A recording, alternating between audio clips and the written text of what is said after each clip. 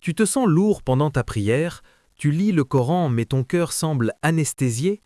Avant d'aller plus loin, si ce genre de rappel t'aide à avancer, abonne-toi et active la cloche pour ne manquer aucune de nos prochaines vidéos. Ton soutien est essentiel pour diffuser la lumière de l'islam. On pense souvent que la foi s'éteint d'un coup, par un grand péché visible. Mais la vérité est bien plus terrifiante. Il existe des poisons invisibles, des habitudes que tu pratiques peut-être chaque jour en pensant qu'elles sont banales, alors qu'elles sont en train de grignoter ton cœur spirituel millimètre par millimètre. Aujourd'hui, on va identifier les 7 péchés silencieux qui tuent ta foi sans que tu ne t'en rendes compte. Et reste bien jusqu'au 7e, car c'est sans doute celui qui nous touche tous actuellement à travers nos écrans. Le premier tueur silencieux, c'est la plainte constante. On ne parle pas ici d'exprimer une douleur, mais de ce réflexe de toujours pointer ce qui manque. En islam, la foi est liée à la gratitude, la choukr. Quand tu passes ta journée à dire « je n'ai pas ceci » ou « pourquoi lui et pas moi », tu fermes les portes de la miséricorde dans ton cœur. Allah nous dit dans le Coran « si vous êtes reconnaissant, je très certainement augmenterai pour vous mes bienfaits ». L'ingratitude est un acide qui ronge la douceur de l'adoration. Deuxièmement, le regard inutile. On ne parle pas forcément de scènes interdites flagrantes, mais de ce flux ininterrompu d'images futiles, de luxe ostentatoire ou de vie faussement parfaite. Ton cœur est comme une éponge. Si tu l'imbibes de distractions toute la journée, comment espères-tu y trouver de la place pour la lumière de Dieu?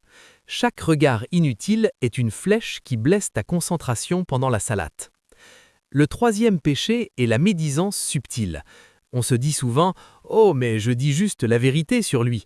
Mais le prophète, que la paix et le salut soient sur lui, nous a prévenu que la médisance dévore les bonnes actions comme le feu dévore le bois sec. Quand tu parles des défauts des autres, ton propre cœur s'endurcit. Tu perds cette humilité qui est la base de la foi. Si tu veux protéger ta foi, commence par protéger ta langue. Le quatrième piège est la procrastination de l'adoration. Je commencerai à lire le Coran sérieusement lundi, ou je prierai à l'heure quand je serai moins occupé.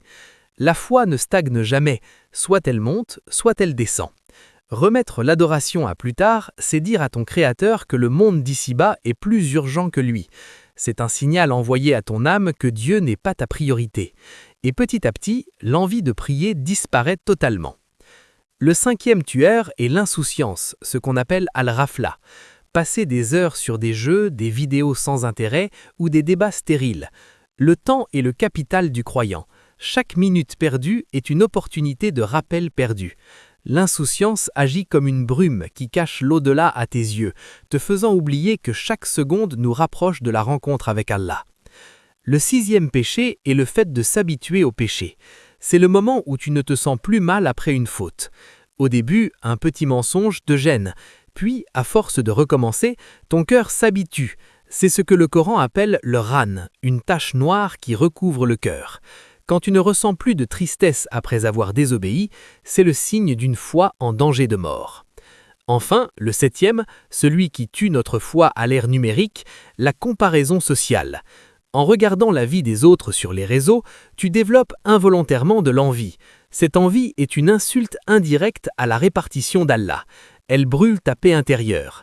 On finit par adorer l'image de la réussite plutôt que le donneur de toute chose. Ton cœur devient une arène de compétition au lieu d'être un sanctuaire de paix. La bonne nouvelle, tant que tu respires, tu peux rallumer cette flamme.